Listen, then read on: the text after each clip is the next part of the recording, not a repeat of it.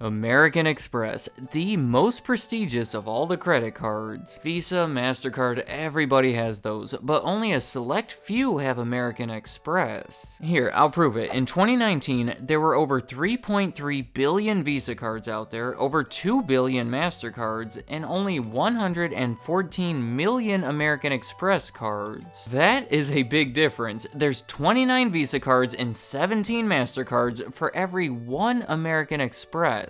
And that's because they're not as concerned with volume. In fact, they do a lot of things differently. For example, Visa and MasterCard are issued by banks, whereas American Express handles most of that themselves. You can now get one from Bank of America and some other places, but 70 million of those cards were issued by them. Possibly the biggest difference is that they're not simply offering a charge card, they're offering something more. So maybe it's not even fair to compare their number of cards. As a premium brand, they're not as concerned with how many cards are issued, but rather how much money they make from each card. I think that might be the more telling number because it's significantly higher for American Express. That's because despite having fewer cards, American Express has higher revenue than Visa or MasterCard. It's actually higher than both of them combined. So though they're not as widely used, they have their own system in place that's working in a different way. They call it spend-centric, and I want to talk about it, but I also want to talk about the evolution of this company, because they didn't start by providing credit cards. They go back over 100 years before credit cards even really existed. The name is American Express. See, in the 1840s, express services were thought to be a promising new industry. And just so we're on the same page here, an express service is when you pay someone to transport something for you. Due to the pricing and the logistics, you would typically use it for smaller, more valuable things. Well, the first one in the US was founded in 1839, and by the 1840s, there were a bunch of them, notably located in higher population areas like New York City. In 1850, 3 of these bigger ones in New York decided competing with each other was becoming harmful, and they would all do so much better if they simply joined forces. There's some big names here. That's when Henry Wells, William Fargo, and John Butterfield combined their separate express companies into one larger one called American Express. Up until this point, all of the most populous cities in the country were in the east, mostly in the northeast, and logically, those were the areas they served. But they actually formed American Express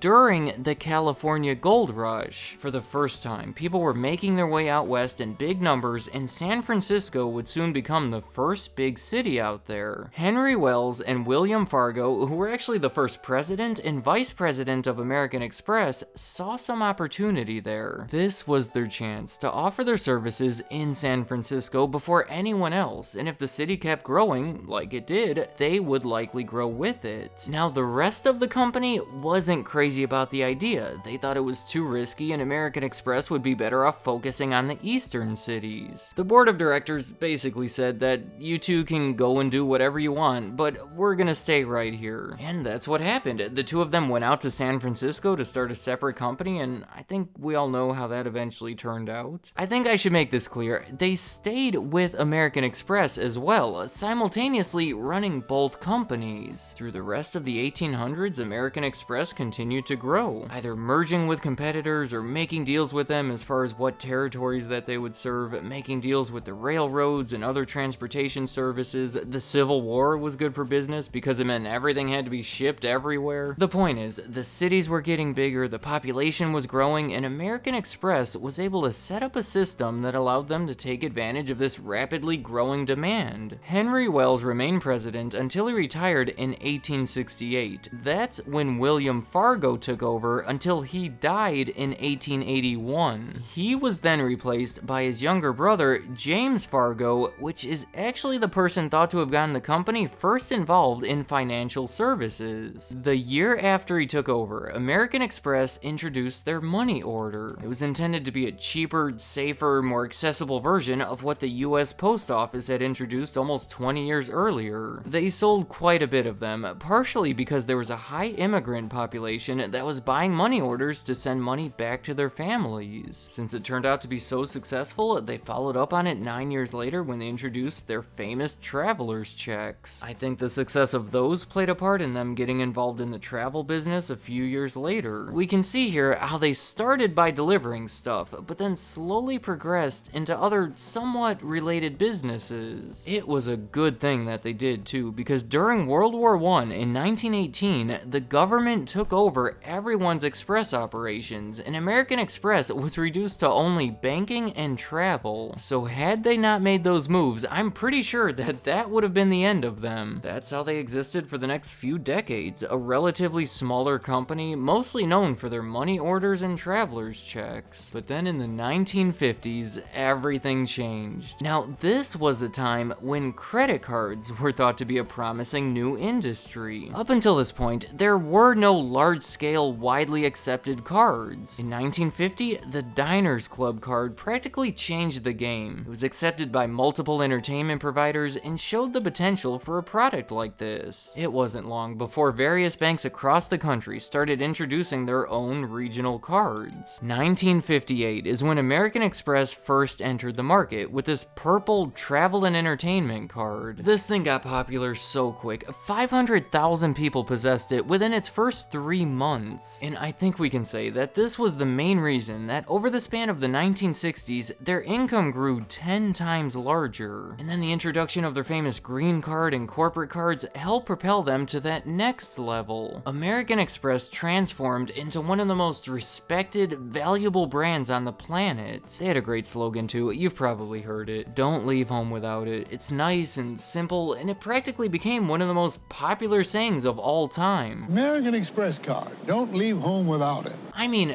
this credit card business helped them so much that over the next few decades, they were able to acquire all these other financial businesses. They've since sold them, but at one point they bought an insurance company and a brokerage firm. Today, my perception is that they're mostly focused on their gold and platinum cards. And I want to take a look at their platinum card because I think it's very representative of how they run their business. First off, it's called the platinum card. Platinum is a metal that's uncommon and valuable and flashy, much like American Express would like to be perceived. But beyond the name, this card costs $550 per year just to have it. Most cards don't cost anything, or if there is a cost, it's typically not this much. I say this is reflective of their business because they generate $4 billion a year from these card fees. It's a big part of their model. Another thing about the platinum card is there is no interest rate because the full balance has to be paid at the end of each month. The idea is, unlike the other providers, American Express actually wants you to pay your bill on time. For many of their cards, like the platinum one, it's actually a requirement. Looking more into this card, you can earn 60,000 membership reward points after you use your new card to make $5,000 in purchases in your first 3 months. This is the core of their business. See, any seller who accepts a credit card has to pay for that ability to do it. When compared to Visa or MasterCard, American Express generally charges them a much higher rate. If you want to buy something from Walmart using your Visa card, that's typically cheaper for Walmart than if you were to use your American Express. Since Walmart has to pay them a comparatively high percentage of the transaction every time you use it,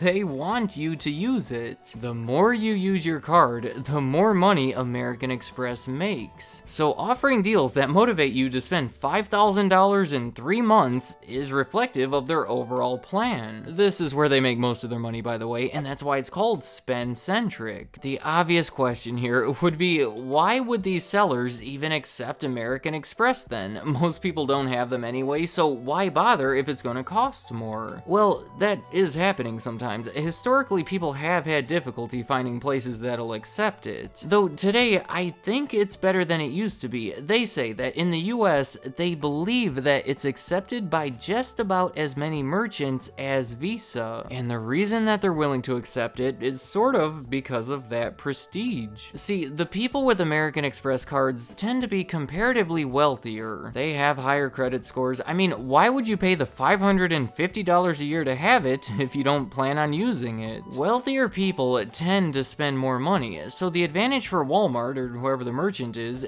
that it'll attract bigger spenders to their business. They'll be giving American Express a higher percentage of a larger bill, so it should work out for everybody. And then finally, the benefits. That's the big reason that people would want to get this platinum card. You already saw the rewards points. There's a ton of travel benefits, things involving Uber and Delta. It'll give you access to that airport lounge, and then the platinum card concierge. I'm not trying to sell this card, so I'm not going to go through everything, but for many people, those benefits outweigh that cost. Are you starting to see the system that's in place? How the different parts work with each other? I have to mention this too. Their highest, most prestigious card is the Centurion card, also known as the American Express Black card. Just look at that thing. If you have one of these, you must have a lot of money because they are not easy to get. I think this takes things a little bit far, even for American Express. First off, they have to offer it to you. You can't just openly apply for it like almost every other credit card in the world. Nobody knows the exact criteria to get that invite, but I doubt you'll get it unless you're spending hundreds of thousands of dollars on one of your other American Express cards. Then once you get invited, you have to pay a $5,000 initiation fee to get it, and then a $2,500 fee every year to keep it. Obviously, you have to be very wealthy to get this card, and I just look at this as an extreme example of how American Express conducts their business. Let me know in the comments, do you have one of those black cards? Alright, you don't have to tell me that. Instead, I'll ask you, do you have any American Express card? And if you do, what has been your experience? Many of them cost more money, and I suspect are still a little less widely accepted, but do the benefits make it worth it?